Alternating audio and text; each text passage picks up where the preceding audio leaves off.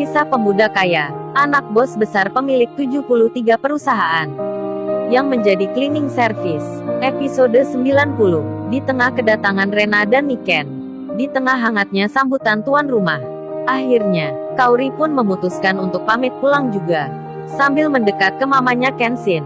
Kaori berujar, "Mohon maaf ya ma, saya balik dulu ya." Aduh dudu. Kaori pun mencium tangan mamanya Kenshin di depan Rena. Si Rena pun melihat dan memperhatikan. Lalu, tak hanya Kaori, rupanya Ririn ikut pamit juga. Sambil mendekat seperti Kaori, Ririn pun bilang, "Kalau gitu, Ririn pamit juga ya tante. Entar ibu di rumah khawatir." "Loh, kok pada pulang gini?" mamanya Kenshin bertanya. "Tunggu bentar ya, ini lagi disiapin." Mendengar hal itu, Kaori pun mengerti akan ada jamuan. Lalu ia bicara, "Makasih ya ma, tapi mohon maaf, ini Kaori juga lagi ditunggu sama orang yang ada di rumah." Begitupun dengan Ririn, yang menjawab sama halnya Kaori. Lalu, Kenshin pun bicara, "Rin, kamu diantar ya?" Kenshin menawarkan agar Ririn diantar seorang sopir. Namun Ririn membalasnya, "Enggak Ken, makasih ya. Aku jalan aja, seperti biasa." Kaori pun menyahut, "Lo kok jalan sih? Kan bareng sama aku gitu." Entah kenapa, Kaori merasa senang diri.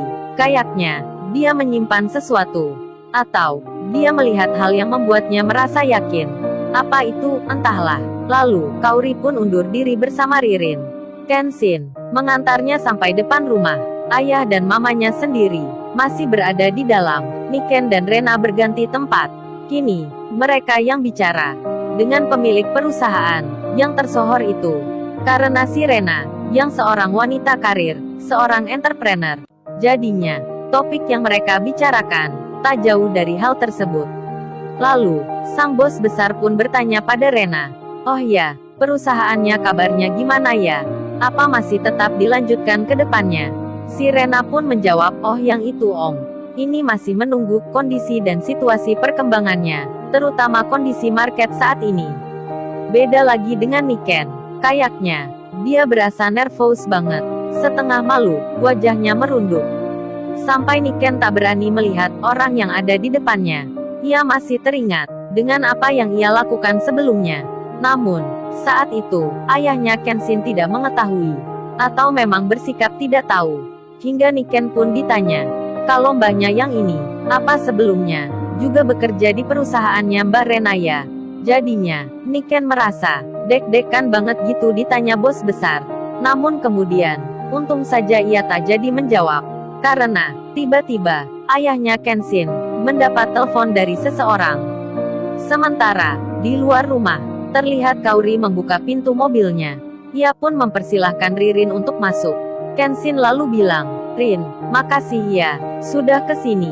Salam ya buat ibu." Ririn pun menjawab, "Sama-sama Ken, aku juga makasih. Kamu istirahat aja dulu ya, moga cepat baikan." Ririn pun menutup pintu mobil itu. Kaori, yang akan berputar menuju pintu kemudi mobilnya, masih terlihat begitu tenang. Apa sih yang dilihat Kaori tadi?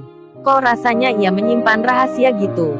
Hingga Kenshin pun menyapanya, "Makasih ya, tadi enak lo agar-agarnya. Salam ya buat mama yang bikinin. Pinter ya mama." Lalu, Kaori pun menjawab, sepertinya kagak senang dengan tanya itu. Kemudian, dia bilang ke Kenshin, "Apa maksudnya ini nyindir ya? Dikira putrinya gak bisa bikin gitu." Terlihat Kaori, pandangannya mengarah ke pintu mobil. Ia sengaja tak melihat Kenshin yang ada di sampingnya. Lalu, ia pun bicara, "Sudah-sudah, masnya sana masuk rumah aja. Itu lo lagi ditunggu ceweknya."